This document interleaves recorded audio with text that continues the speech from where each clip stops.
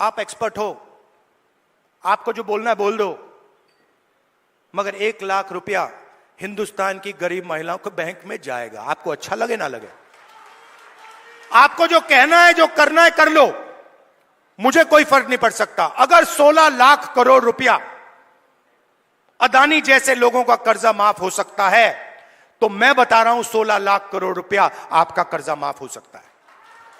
और मैं ये नहीं कह रहा हूं कि भैया उनका मत करो, इनका करो। मैं कह रहा हूं कि अगर अरबपतियों का हो सकता है तो फिर किसानों का हो सकता है। अगर आप न्याय चाहते हो, आप चाहते हो कि किसान का कर्जा माफ ना हो, मोदी जी कहते हैं किसान का कर्जा माफ नहीं होना चाहिए, तो फिर ठीक है, हर किसान इस बात को एक्सेप्ट करेगा, मगर फिर अदानी का भी 1 रुपया माफ नहीं होना चाहिए। अगर आप कहते हो कि अदानी का पैसा माफ होगा, तो फिर किसान का होगा, मजदूर का होगा, स्टूडेंट्स का होगा, माताओं बहनों का होगा। और अगर आप चाहते हो कि हिंदुस्तान के किसान का कर्जा माफ ना हो, हम एक्सेप्ट करने को तैयार हैं, मगर फिर अरबपतियों का नहीं होगा। मगर अगर आप उनको पैसा देते हो तो इनको देना ही पड़ेगा। हम ये 2 हिंदुस्तान नहीं चाहते, हमें एक हिंदुस्तान चाहिए, न्याय का हिंदुस्तान। इसीलिए हरियाणा में हमने 3-4 कदम लिए हैं, और इन चीजों का लक्ष्य एक ही है, आपके बैंक अकाउंट में पैसा डालना।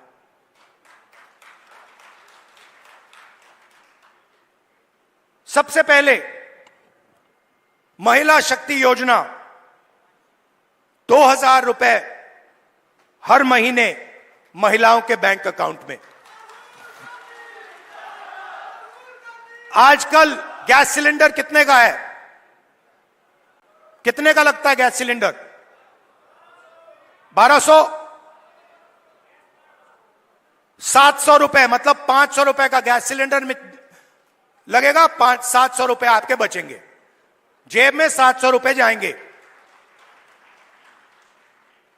सामाजिक सुरक्षा, जो ओल्ड पेंशन स्कीम है, उसको हम फिर से लागू करेंगे, और 6000 रुपए हर महीने के विधवाओं को, बुजुर्ग लोगों को और डिसेबल्ड लोगों के बैंक अकाउंट में जाएगा।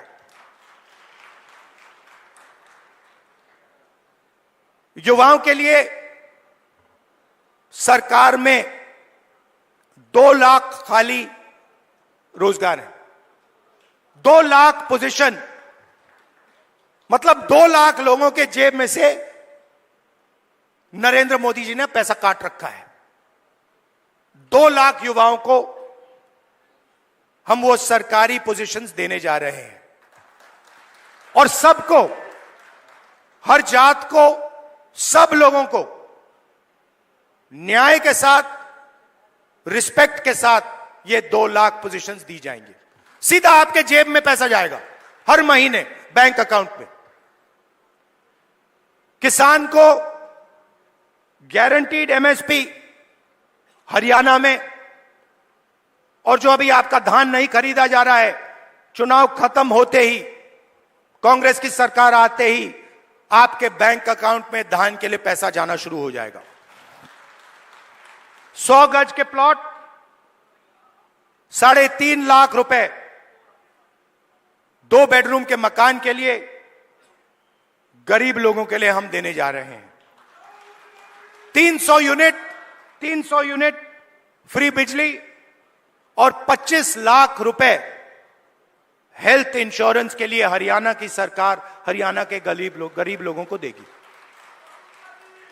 ये देखिए, और आखिरी बात, जो सबसे जरूरी बात, जाति जनगणना। मुझे यह पता लगाना है कि इस देश में कौन से जात के कितने लोग हैं। आप देखिए, आज दिल्ली की सरकार देखिए, 90 अफसर हिंदुस्तान की सरकार चलाते हैं।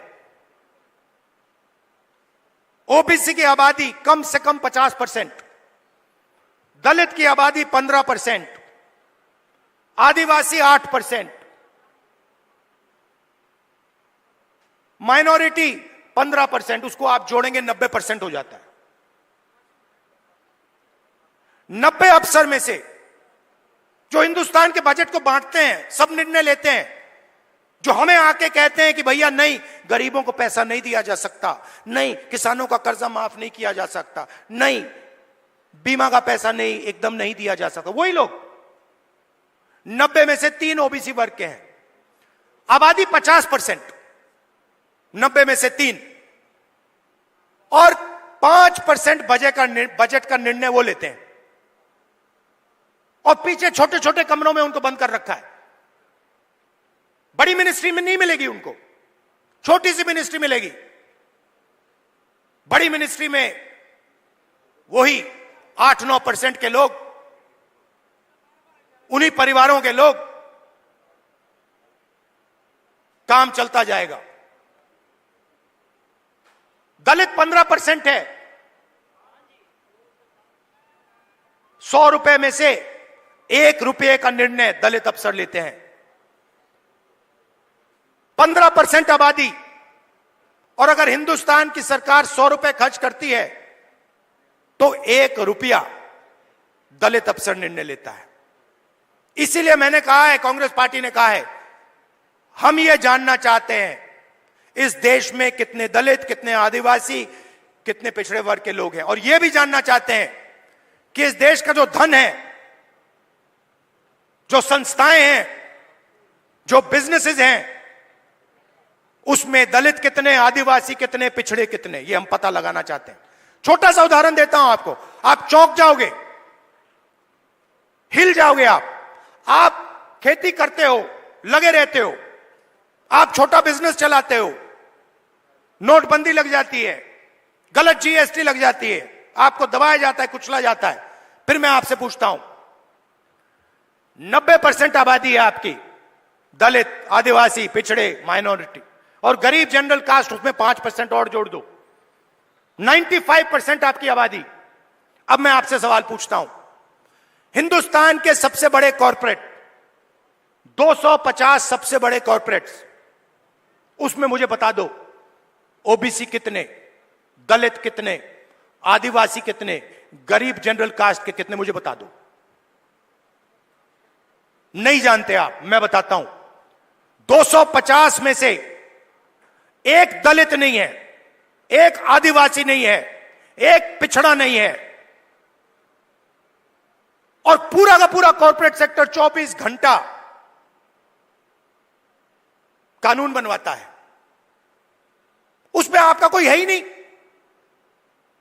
एक दलित नहीं है, एक आदिवासी नहीं है, एक पिछड़ा नहीं है। आपका काम मजदूरी करना, कॉन्ट्रैक्ट पे काम लेना, अमेरिका भागना, और उनका काम काले कानून, किसान कानून बनाना, यही हो रहा है।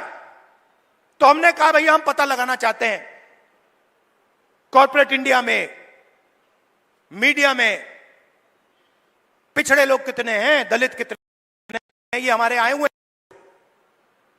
आप देखो, स्पीकर्स की लिस्ट निकालो, इन्फ्लुएंसर्स की लिस्ट निकालो, बड़े बड़े मीडिया के जो ओनर्स हैं उनकी लिस्ट निकालो, उसमें आपको एक पिछड़ा नहीं मिलेगा, एक दलित नहीं मिलेगा, एक आदिवासी नहीं मिलेगा।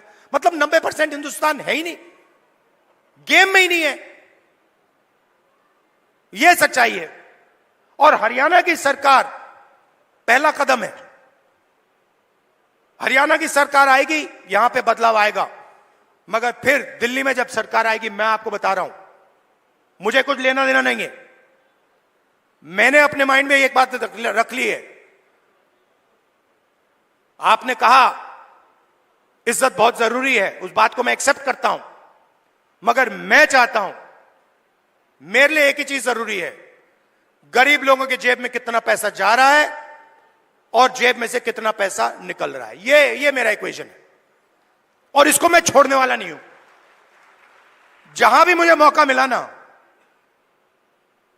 जहां भी मुझे मौका मिला, जो इस देश को चलाते हैं, किसान, मजदूर, गरीब लोग हाथों से चलाते हैं, खून पसीना देकर चलाते हैं, जहां भी मुझे दिखाओ उनके बैंक अकाउंट में पैसा डालूंगा।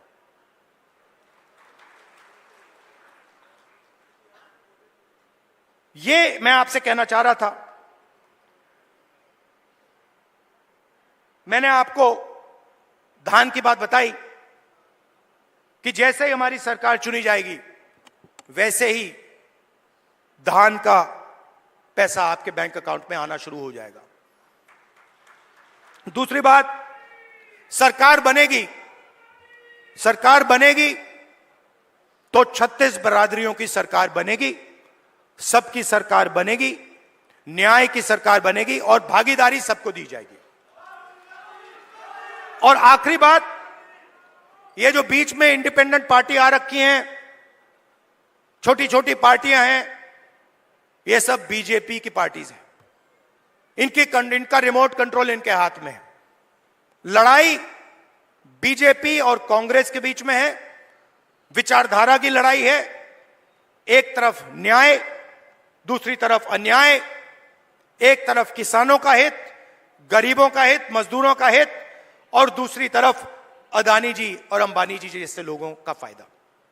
यह मोदी जी की सरकार नहीं है, यह अदानी जी की सरकार है।